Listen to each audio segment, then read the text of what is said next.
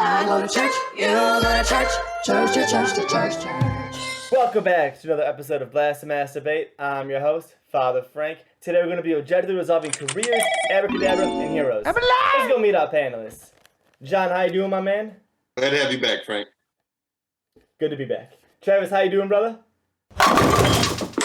Oh, what's going on? Didn't see you there. All right. And tonight, our special guest is Lansing comedian, host of Corn 2's Comedy, Nicole M. How you doing? What's up, dude? How are you? Good. All right, let's get it going, boys and girl. All right, so everyone's seen the old school movie. That's my man, Indiana Jones. Harrison Ford, that's my boy. But, I mean, they always raise this question, what was this guy actually up to? What was going on here? And even anyone in that field. So are archaeologists just good for nothing grave robbers? And John, start this one off. I'm glad you asked, Frank, but it is obvious that they are truly grave robbers. Okay. Come on, dude. Like, you're going in to see, like, somebody who was very important where they died, where they're buried, right? You don't want to go and dig up your grandpa or someone else's grandpa in your fucking cemetery down the road.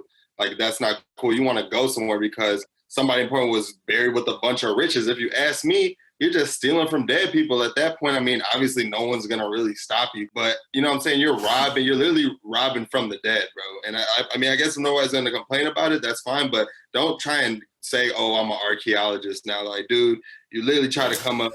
You didn't want to, you're too pussy to rob somebody alive with a gun. So you just did a little digging, got your shovel. And now all of a sudden you're a grave robber.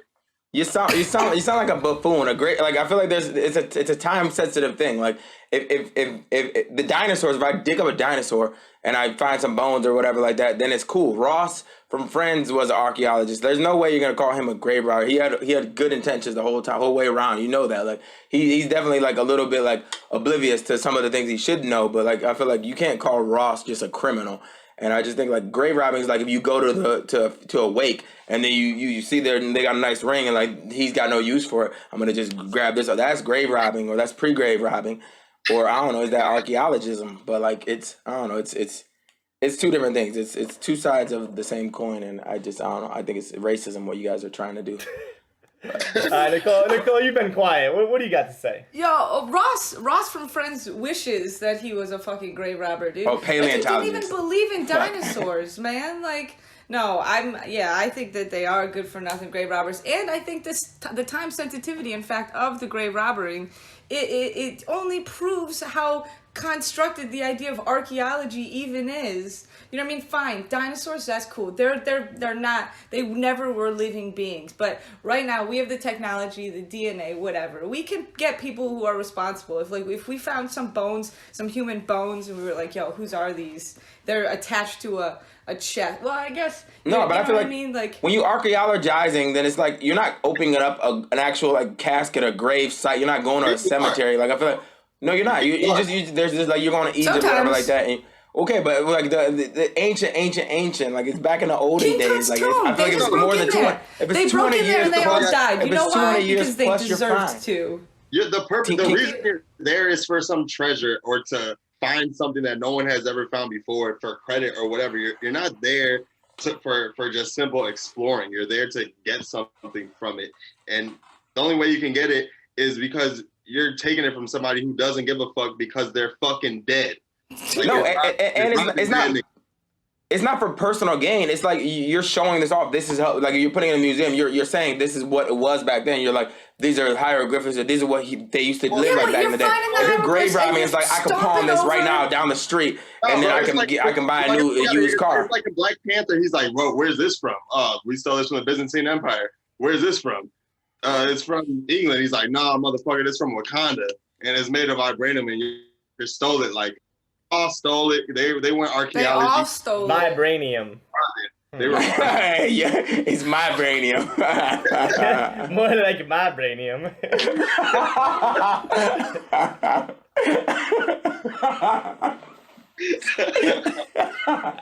I will say, I did not think Ross will be brought up from this with friends.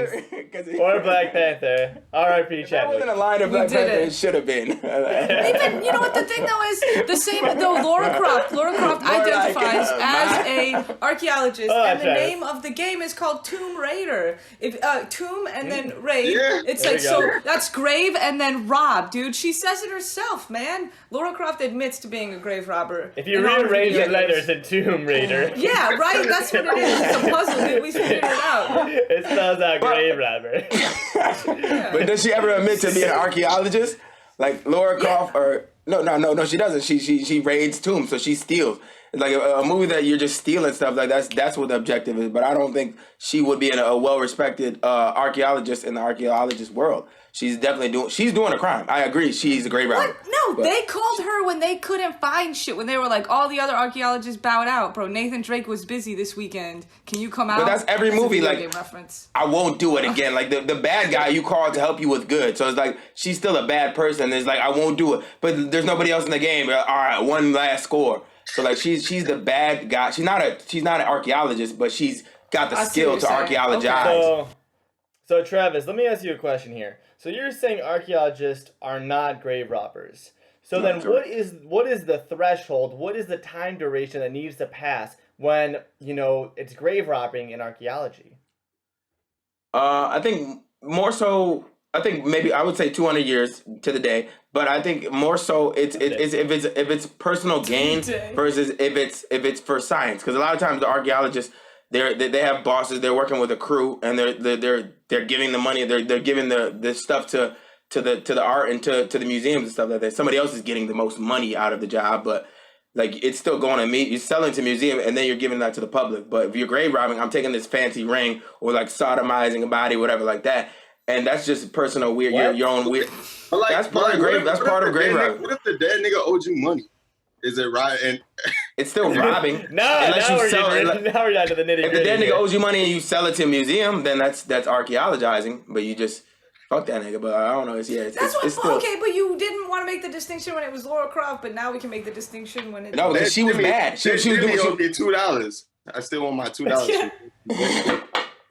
You But I didn't feel even talk like, about okay, name of Bill, but- I guarantee though, whoever's archaeologizing it's if whatever land it's on, it has been taken away by some corporate entity. So they're I think any kind of archaeological structure you could use that profit and put it back into the community. This land The is fact your that they land. don't Hold up. is exactly This land is All right, my guys, land. hold up. We gotta wrap this one up. And also, can someone check out if archaeolizing is the adjective of archaeology? Archaeologizing. We may It's have just gotta made be. that a thing. It's gotta be. But we need to go around the table here for a final word. It's a pretty close points here, guys. It's anyone's race right now. So I'm gonna go. John, go first. Final word. Like I said, obviously these archaeologists are just grave robbers, or just like, whoever just says, "Oh, I'm not doing anything. I'm just here looking around. I promise, I'm not up to nothing." Lo and behold, Christopher Columbus was up to nothing, just doing some exploring, and he comes here, and boom, Native Americans are no more. Like, these guys are robbing motherfuckers, stealing, and trying to get the jewels and the treasure, like on some motherfucking take over the world type of domination scheme. It's never innocent. It's never just for out of curiosity or nothing like that. There's always an objective. You're robbing dead people, and that's all I got. All right. And Nicole, final word. Yeah, I think that purely mathematically, the fact that there's no discernible line between when it stops being grave robbing and when it starts being archaeology implies to me that the entire structure is fabricated, and which means that if anybody's profiting off of the dead, that seems like it's immoral. So if we're going from a structurally moral, like a strictly moral standpoint, right. Archaeologists are bad. Okay. Because they profit off the dead. Very well said. And Travis, final word. I mean, I feel like ethically speaking, like if you're doing this for personal gain or if you're doing this to spread knowledge. And John talking about Christopher Columbus didn't grave rob, he land robbed. So I feel like that's just null and void. And yeah, I mean, I do think it's a moral thing, but like morally, like you should be paid. Like if this is your job, you're helping, but it's still your life's work. So why not get paid for it? But you're still spreading the knowledge. Ross was one, a paleontologist, is basically archaeologist, and yeah, I think they're just racist. The both Didn't of know them. you were such in the Friends cinema. I guess you learn more about Why? your Travis. Because of the color of my arm. Anyways, looks like I gotta give it to archaeology is just good for nothing grave robbing. Gotta give it to Nicole on round 1. Oh, thanks. Wow, that's racism. That's racist as hell. Yeah, He always gives the first round to the white person. My dad paid Equality him. racist. Be All right, nice. guys. Let's get it moving here. Everybody, old, young, doesn't matter. Everyone is a fan of magic. The shock, the awe, everything about it is what you want to see. So when we get down to the nitty gritty, who's the better magician? David Blaine or Bible Moses? And I gotta have Nicole start this one off. Oh, cool. Okay, this is very exciting. I think hands down, Moses, right? Okay. Because I mean, listen, just from a literal standpoint, he's real magic. You know what I mean? Like, even if God's not real, how'd he do that? You know what I mean? We don't know. David Blaine, I can watch a YouTube video right now and figure out how he did it. Moses is OG magic. He probably invented the magic school that David Blaine went to. Is what I'm saying. No, Exactly. No, exactly. hell no. I feel like it's just he was in That nigga was real. This nigga. That nigga was real, bro. What did David Blaine Racist. really do, bro? What did he really do? He held onto some balloons and floated across the sky. Moses Like, could come never do on, that. bro. Moses could never.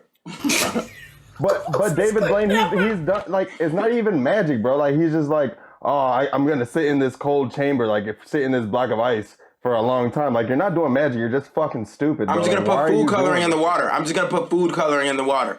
In the red. Now it's red. Where did he get food coloring from back in those days? It's an old ancient trick, but I feel like it's just what I'm saying, dude. He had to work back in Moses' day. You had to work for magic. David Blaine's just over here reaching 1 million views in 10 minutes because he made a helicopter disappear. Pfft, get out of here. Call me when you part the sea. No, Exactly. I mean that's easy. It's a mirror trick. Obviously, I feel like it's just because we don't have cameras and stuff like that. Moses can never do that in 2020. I think it's just like when somebody first does a thing. I bet the first time somebody did this, people were in awe. Like Moses probably invented that. Moses, How'd you do that? Where'd your finger go? Moses probably invented that trick, and I bet everybody was watching and was oohing and on. And like he put food coloring in the water. So what? Part of the Red Sea. It's a mirror trick. So like I just feel like it's just.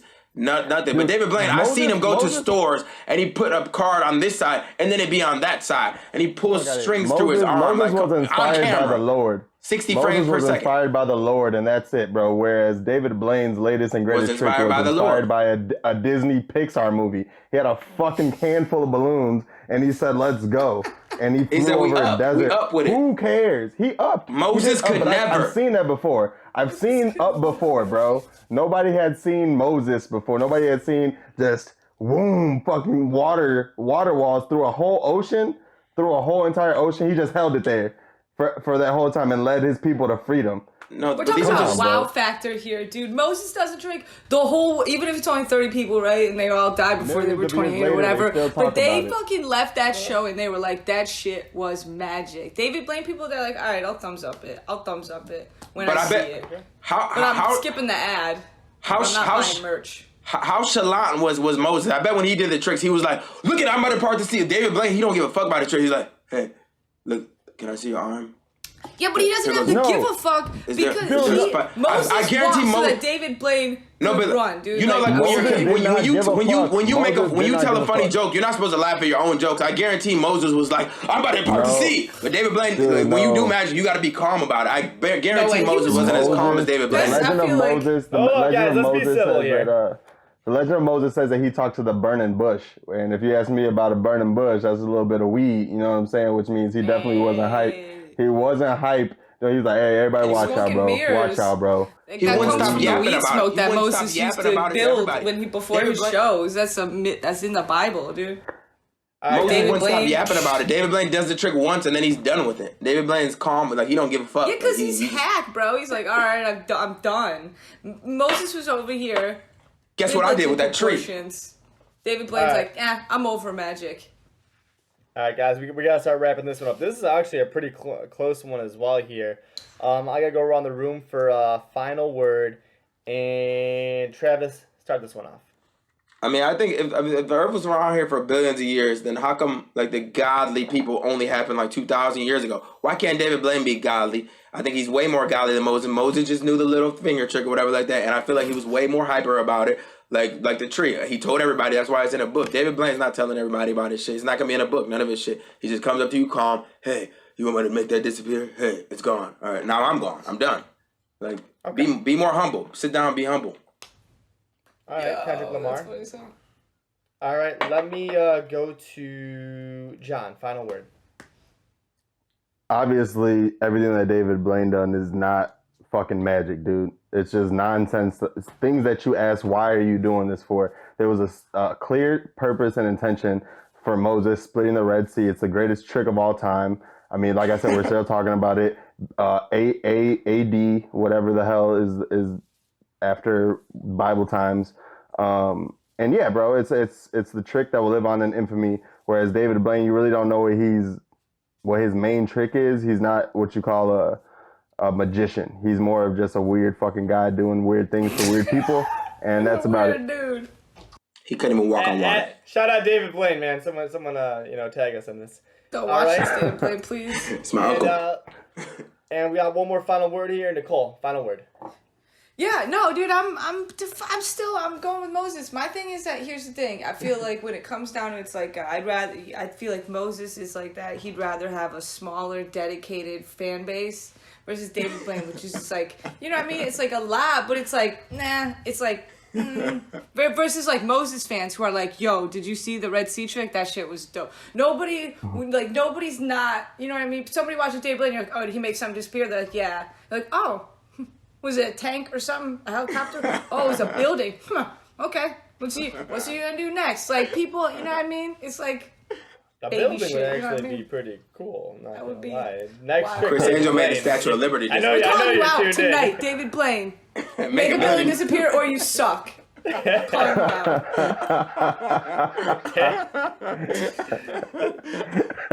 That almost just gave Nicole the win right there. I'm not gonna lie. That was almost enough to put her over the edge, but looks like I gotta give it to John on this one with Moses is the better magician. That was almost a fourth quarter comeback there. I'm being blackballed. I'm being blackballed. All right, guys. Let's keep it moving here.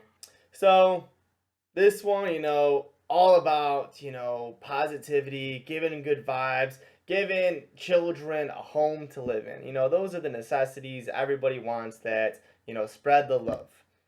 So, are you automatically a better parent if your child is a rescue? And Travis, start this one off. While I do support rescuing children. Like, I think like children definitely need to be rescued, but I don't think automatically you are a better human being. I think like a lot of people want to be praised as a better human being. Same with like pets or like puppies. Like it's like you want to be like he's a rescue. I got him. He used to get beat. He used to blah blah blah. He used to all the bad things that happen, and that makes you a good person. That doesn't make you a good person. Like do it. If you want to be a good person, just do it and then don't tell anybody. But the moment you tell somebody, I'd say that makes you a bad person. Like you just have to make it. You're asking if who's the better parent, and I think at the end of the day, it's obvious that adults rescuing kids are better parents. You're choosing when to have a kid instead of just automatically having to deal with a baby. And most of the time, like these rescues are a little older, and like you're ready for it. You get to choose the kid. Like a lot of people have kids, and they turn out to be little brats, and you don't even like them. You can't even take them back. Versus if when you adopt, you get to select. Yeah, you walk down the aisle. You can't take back an adopted kid either. Yeah, you can. You're like, I got the receipt. There's a 30-day policy. Debatable, Frank. At least with animals, you get to go, and like if you want a good one versus a rescue, then it's like you guys. I figured it out. Here's why you're not a better parent, because if you rescued a kid and he turned out to be baby Hitler like the whole time. I don't believe that an adopted parent, because they love and worked hard for that kid, could sink a bullet in that baby like they should. And I think that makes them not good parents in the long term. And so I think they couldn't possibly be better parents. You know what I mean? That took a really weird baby Hitler turn. I think a bird, because here's why. I'd sink a bullet in that baby any day of the week. You know what I'm saying? And I've seen a baby Hitler could. turn him too in my day, but Yeah, I've seen many baby Hitler, born with two parents who have been there the whole time. Baby Hitler, you know that those parents are high key responsible for baby. You know what I mean? Like, all right, Nicole, so when he turns out to be Hitler, I'm just saying. I'm sorry. I didn't mean Saying to. it 12 times. No, I love it. I got a question I've for been you though. thinking about this, dude. Yeah. I got a question for you here. So I mean, anyone could be a mom and dad. We've seen 16 and pregnant. You've seen Jack and Jill down the street. Anyone get knocked up and have a kid. That doesn't mean you're good, bad, or this, the other. But to adopt a kid, though, you have to go through like a series of like paperwork and check marks and background checks and all this jazz behind that. Like, doesn't that make you a little bit more qualified than just some random Jack and Jill down the street? Yeah, but then I think if we're talking about qualifications, there's a lot of people who can accidentally get pregnant who are not qualified to be parents. So then maybe what we're actually saying is that we should lower the standard of for getting adoption. I think any old body should be able to adopt a kid. When that happens, we can have this conversation again. You know what I mean? It's like, Why is it hard to adopt kids? If you want to have kids, you should be able to have them, right? Because two people who ask it, you know what I mean? If they slip into each other and grind enough times, they're making a baby. And you're telling me that means you're qualified to be a parent? You should be able to accidentally adopt a kid. You should be able to accidentally, if I press the wrong elevator button, now I have to adopt, now this kid's mine. Hold on, guys. One at a time. You get a trial period for adopting a kid. Like, you have to, like, spend a week. You got to take the kid to McDonald's, see if you guys, like, get along. And then you got to smoke him out and see how he acts, you know what I'm saying? And you can't do that with a kid. Once a kid's here, he's here. You could have a kid with like Down syndrome. You could have a kid who's like unhealthy. All these things that you're not prepared for, versus if you pick and choose what kid you want, you know what you're getting into, you know what you're signing up for. Hopefully the kid isn't baby fucking Hitler, and you know you can bring the kid home and live your life how you would expect to, with no surprises. Which is why it makes you a worse person, because if it's adopted, like kid versus the animal, like if you go, you could go in the shelter, and then pick out the best kid. That you can pick out the race, you can pick out all that, and you know this is a normal kid. If you actually have a kid, it can have all these things that you're like, oh damn. But but with the same thing with the dog, I can go to the actual dog place and get one that I like, a little baby small toy dog, versus like this one has got like a missing whatever. So it's like it's the exact opposite. So doesn't that make you a better parent? Yeah, no, I think you're selecting your kid. I like this. You're not. Everybody who adopts is not adopting a damaged kid.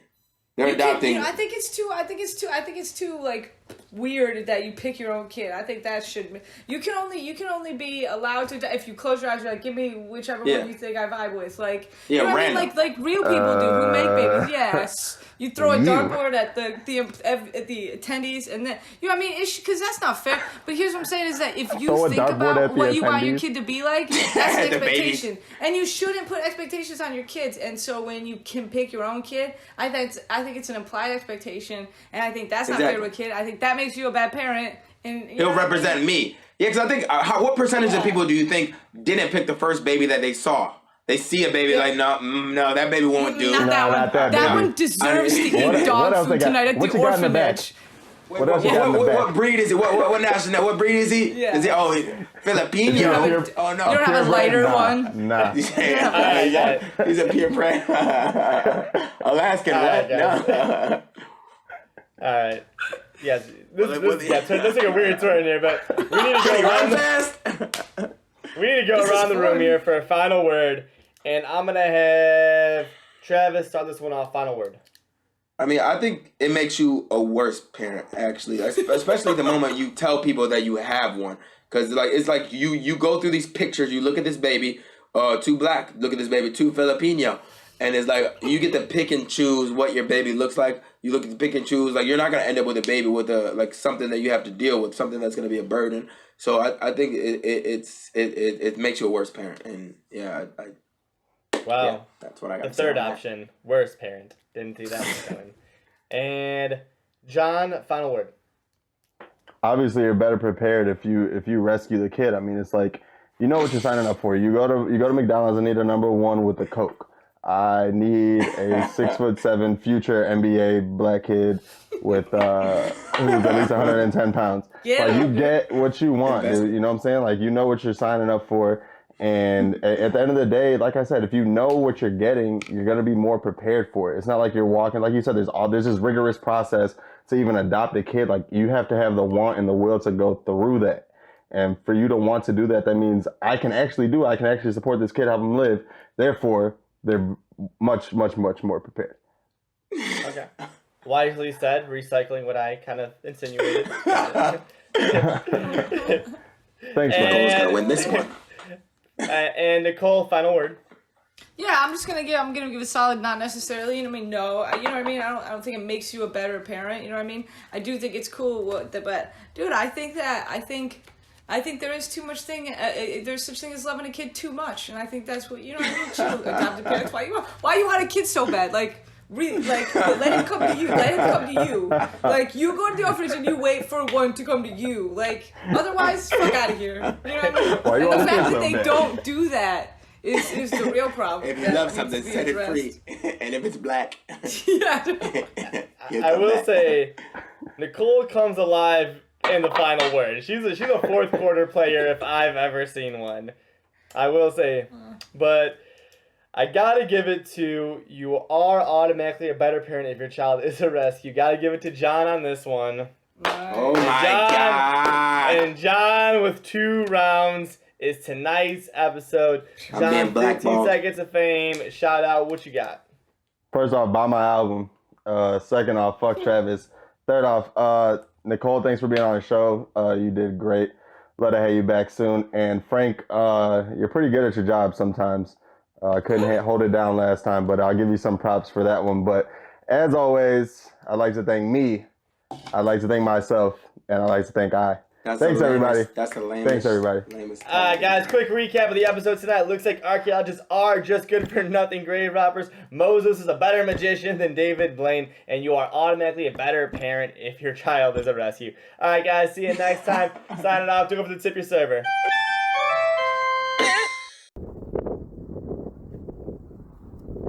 What's up, everybody?